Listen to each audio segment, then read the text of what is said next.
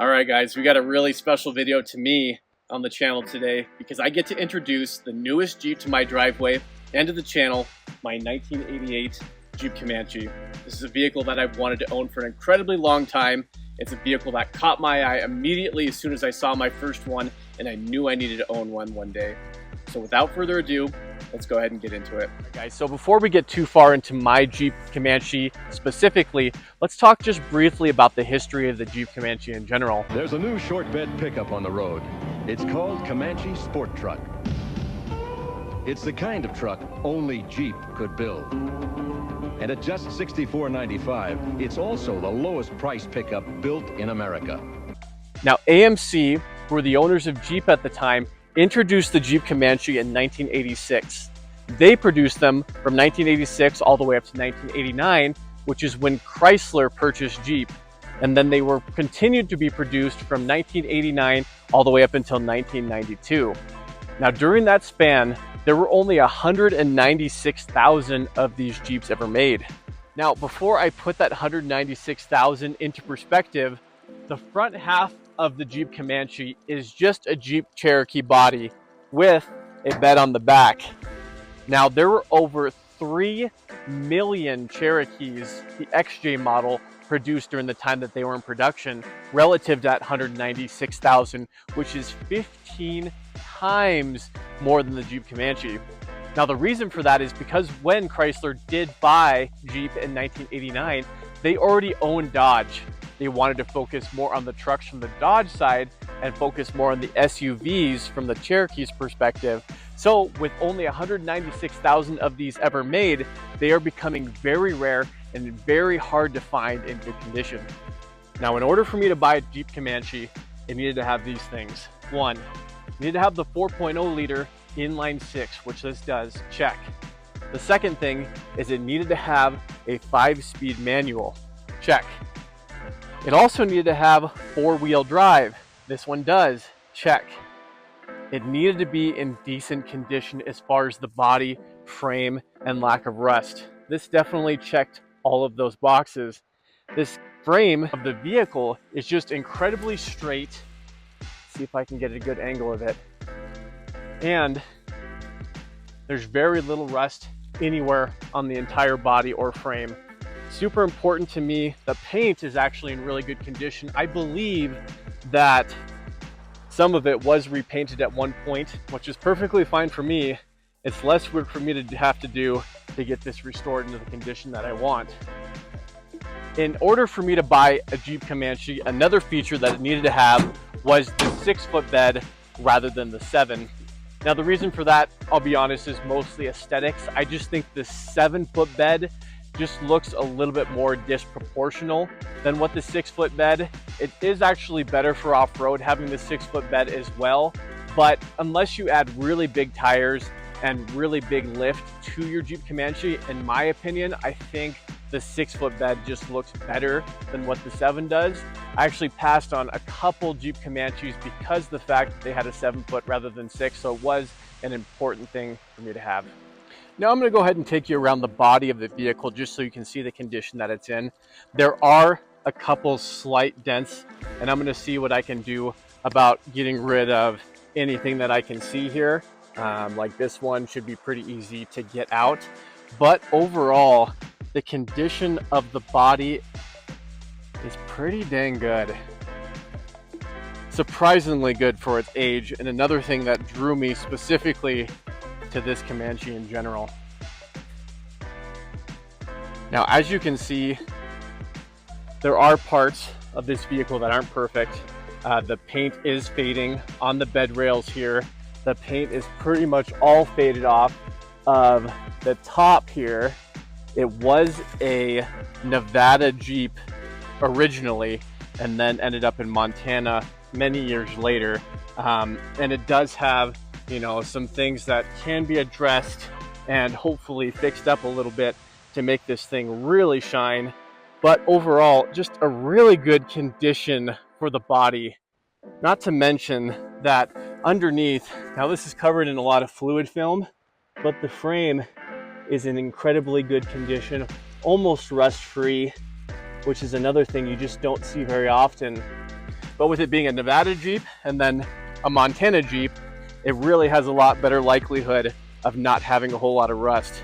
Fortunately, with Montana and Nevada in general, they just don't salt the roads like they do like on the East Coast. That just really plagues a lot of these Jeep Comanches, and why a lot of them are just sitting in junkyards now.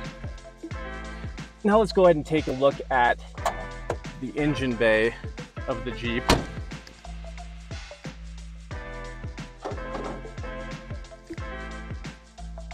As you can see, it's in really good condition. The previous owner took really good care of it, but replaced a ton of the hoses in here. One thing that does need to be replaced is the radiator, but he actually bought one right before he sold me the Jeep and shipped it to me. So that is going to be something coming up here really quick, is just replacing that radiator. Overall, the Jeep runs and drives incredibly well for an 88. I'd go as far as to say as I enjoy the ride more on this 88 than I do on my 99 TJ. It just has a very nice drive for it being so old. Part of that's probably the fact that it does have Fox shocks. He put those on, the last owner did, so they're fairly new, which is kind of nice to have. It does also have a 4.5-inch Rusty's lift kit, which really makes for a nice stance in my opinion for the Jeep. It's got 31-inch tires by 10.5 by 15. And one of my favorite features of this Jeep is the original 1988 turbine wheels. These are pretty sought after at this point, and the fact that these had it on there were just icing on the cake. I really enjoy the look of the turbine wheels. I'm gonna do my best to clean them up, because as you can see, there's a little bit of damage to them, but I have not done absolutely anything to them at this point. So I'm gonna get them cleaned up as best I can, and I'm gonna take you guys along with me when I do that. But condition of the engine bay is pretty well pristine for an 88, and we're going to be working on a few things in here, just making minor tweaks, trying to make this thing run as good as possible. And when we do that, we're going to take you along with us. Now, while it may seem like it's all sunshine and rainbows with this Jeep Comanche, there is one major drawback to having a 1986 to 1988 model, and that is the transmission that it came with. This one has the BA 10.5 transmission relative to the AX15 that came out in 1989, and that just was just a ton better when it comes to performance. The synchronizers had a lot of issues with this earlier model, and it was actually one of the shortest transmission models ever produced before moving on to something else. So this does have a transmission that's known for having issues, and right now it actually is in really good shape. It seems like the major issue that I do have is I have to put a little bit of pressure on the shifter knob when I put it in reverse. That does have something to do with the synchronizers, but the fact that it still shifts very well, as long as I'm not doing anything too crazy as far as revving it to high RPMs and shifting very quickly, I think it's still going to last a very long time. And I do plan on really taking care of this Jeep. It's not going to be a hot rod, so I'll probably be driving it like a grandpa most of the time. So hopefully that sticks around for a long time, but if it does ever come to the point where I do need to replace my transmission, I am just going to put one of those AX15s in there, because those are one of the best transmissions that were ever made, after making one of the worst transmissions ever made in these earlier models.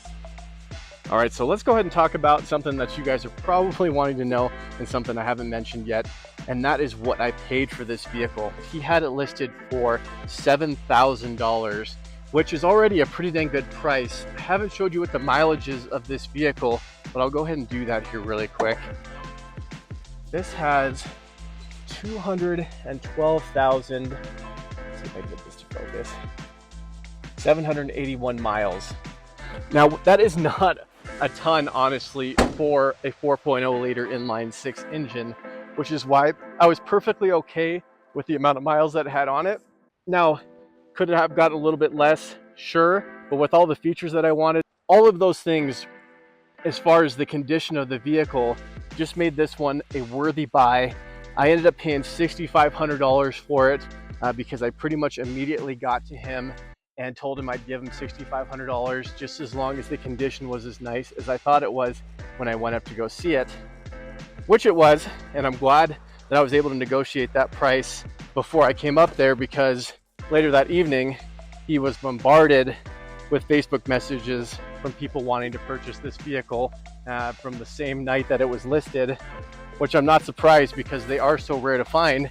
But I was able to snag it at $6,500 because we agreed on a price before I even went up and saw it. And I was super happy that I was able to do that because, in my opinion, I think this vehicle is worth quite a bit more than that. And it was worth more than that to me just because of the condition that it is, the 4.0 liter, the manual transmission, the short box, all of the features that I wanted to have, and for a price that was just great in my opinion. Go ahead and show you the interior of the Jeep here. And it's another thing that just is in incredible condition for its age. And I'm not sure if all of this is 100% original, but whoever redid it, if they did, put original parts back in it, and it's just in really good shape.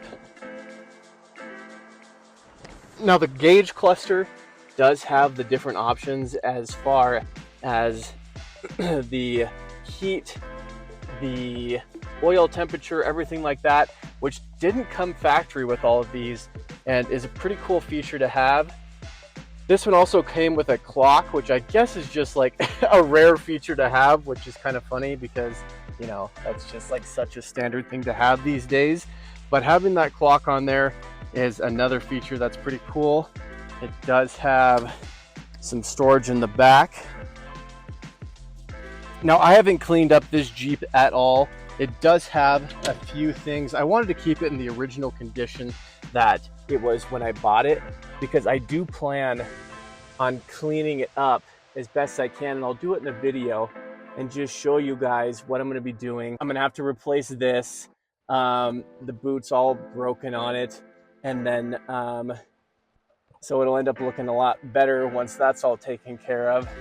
I'm also really happy that it had this option with it as well, because it does not have AC. That's one of the few things that this vehicle didn't have that I was really hoping to get. But these windows are super cool because they actually take the wind when you're driving and push into the side of the vehicle without it just like all over your face. And it really does help keep the vehicle cool. I tried these out the first time on the way over here, and they were pretty dang nice to have. Get a little bit better shot of the other side here. Other door panel in really good shape. These are tilting a little bit. I'll get that fixed. Not a ton to do in the interior. I am going to try to clean these up as best I can, but they are in really good shape. He did put some like little aftermarket phone mount here. I might end up keeping that and just getting the magnetic piece that works with that, but I'm not 100% sure yet. I may take it out, but yeah, really good condition and really happy with this. Another feature that I really like is another factory thing that didn't necessarily come with it was the door on the back window. So it's got a sliding glass door, which is just going to allow for better airflow throughout the cabin. And without AC is going to be another important feature to have. As you can see, as I'm showing you this, they did replace this upper roof because this had a lot of issues. This really came down and it's pretty notorious to having issues in this Comanche, but it could use a little bit of cleaning up. And something that I also plan on doing is just tucking those and maybe gluing that up. But overall, it looks pretty dang good here. All right, now let's go ahead and talk about a couple plans that I have for the Comanche. Now I'm going to take my time with this build. I'm not going to do anything too crazy right away. I want to get to know the vehicle, get to know what it needs, and learn a little bit more about the Comanche because I am far from an expert at this point. But I did already order some new decals for the side in that original gold color, so I'm going to replace those, and I think that's already just going to make such a big difference as far as the appearance of the vehicle, because those are getting pretty sad looking at this point, but just changing those out is going to be incredibly nice. Now the next thing I'm going to do is some bed rails for the bed of the vehicle. That's where a lot of the sun fading is, and I think that bed rails would just look good in there anyway, just having some caps for over the top of that. But I'm having a lot of trouble finding those. I can't really find something that's made specifically for the Comanche. They seem to be a rarity. I know that they were an option at one point to get when you purchased the vehicle back from 1986 to 1992, but they seem just incredibly rare to find, and nobody really makes a whole lot of Comanche specific parts just because of the amount of them that they made. So if anybody has any ideas, I'd love to hear it down in the comments. What they did for bed rails or bed caps, whatever you want to call them, because I would really like to add some of those on there. Now there are some decals that came with the vehicle originally on the caps themselves for the wheels. There's just Jeep emblem right here. These are actually just really rare to find just in general still on the vehicle, but the other three wheels don't have that on there. So I do want to find some stickers to replace that, to kind of give it that original look. I did find some of those online. I haven't bought them yet, but I do want to get those as well. And I really just want to clean up the interior as much as I can and get it back to as original condition as I can. I do think it looks really nice as is, but I know that I could do a little bit more work to make it look a little nicer. There are a couple spots in the mat itself that are having some issues. I haven't pulled this tape up to see what's going on here, but that has some electrical tape over the top. There are a couple rips down here, and I will probably replace the bracket here, or at least get that cleaned up, and a new bolt right here for that mount for the seat, because it's looking a little sad. But then down here, it's actually kind of moist down there. I don't want any rust to develop underneath this, because I know this is a big area for rust to collect in these older models. I would really like to get this carpet up just to make sure that there's nothing as far as an issue down here, but if there is, I will get in there and fix it. I believe that I'm going to be in good shape. Everything seems to be really firm and strong down here, but just for the sake of me knowing, I think I am going to try to unscrew this and get under here and just check all that out, and maybe even replace this. I do really like this like vinyl covering that they have on here. I don't know what it is, and I don't know if it's quite original, but I'd probably want to do something like that if I were to change it out again. All right guys, this video is already getting kind of long, so to make an even longer story short, I'm just absolutely loving my Comanche so far, and I really look forward to making some modifications and some fixes to it, just to bring it more to its original condition, as well as put my own spin on it. So if you guys are enjoying the Comanche content so far, make sure to comment down below and let me know. Also, give the video a like if you enjoyed it. Thank you guys so much for watching, and I'll see you in the next one.